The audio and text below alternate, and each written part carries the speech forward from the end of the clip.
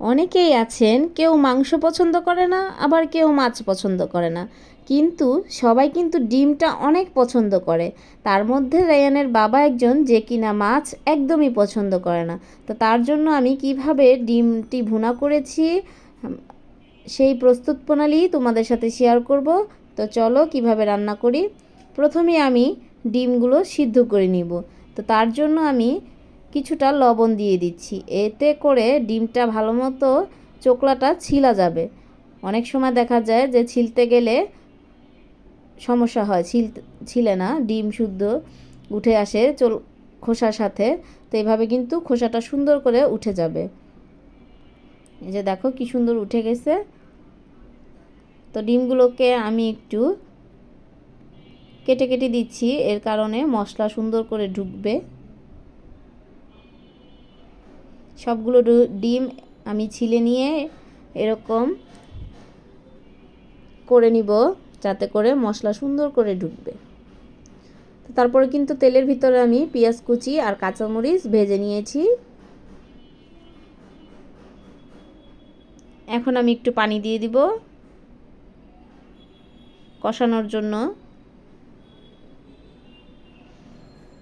এখন দিয়ে দিব একটু আদা বাটা, রসুন বাটা,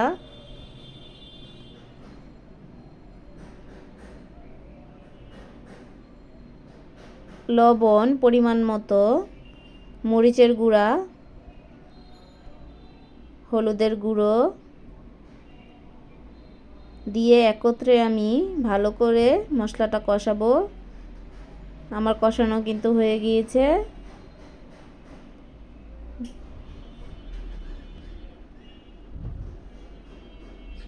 দেখতেই পাচ্ছ সুন্দর পানি শুকিয়ে গিয়েছে।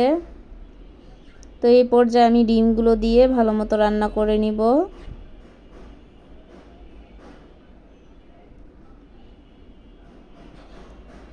এই যে ডিমগুলো দিয়ে আমি ভুলে গিয়েছিলাম, একটা কিন্তু তেজপাতা দিয়েছি আমি।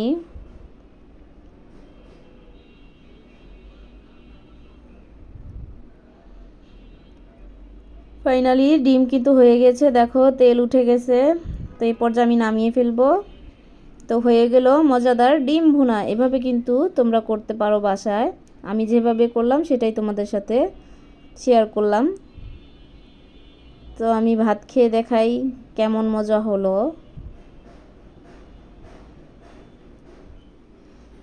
তো ভিডিওটি প্রথম থেকে যারা শেষ পর্যন্ত দেখেছো তাদেরকে অসংখ্য ধন্যবাদ, এবং যারা আমার চ্যানেলটি সাবস্ক্রাইব করোনি তারা অবশ্যই সাবস্ক্রাইব করবে।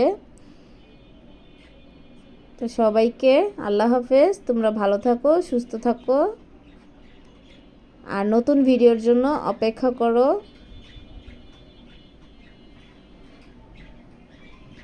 আল্লাহ হাফেজ।